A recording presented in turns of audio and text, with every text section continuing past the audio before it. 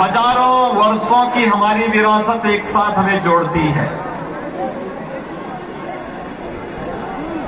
अयोध्या को इस धरती के साथ जोड़ती है, उत्तर प्रदेश को बिहार के साथ जोड़ती है।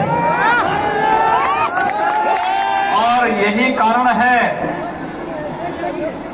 कि आज भी पूरे देश के अंदर और दुनिया के अंदर जहां कहीं भी सनातन हिंदू धर्मावलंबी निवास करता है, या भारत के प्रति, भारत की परंपरा के प्रति जिनके मन में निष्ठा है, आस्था है, वे सभी लोग मर्यादा पुरुषोत्तम भगवान श्री राम और मां जानकी के प्रति वही श्रद्धा और विश्वास का भाव रखते हैं जो आप रखते हैं। इस बिस्फी विधानसभा क्षेत्र से उपस्थित भाइयों बहनों, जगत जननी मां भगवती जानकी की इस धरती को मैं कोटि कोटि प्रणाम करता हूं। भाइयों बहनों, हमारे सामने जब मैं मिथिलांचल की इस धरती पर आता हूं, रिकॉर्डिंग करना लाना, तो इस धरती पर माता सीता की स्मृतियों को अपने साथ लेकर के भी आता हूं।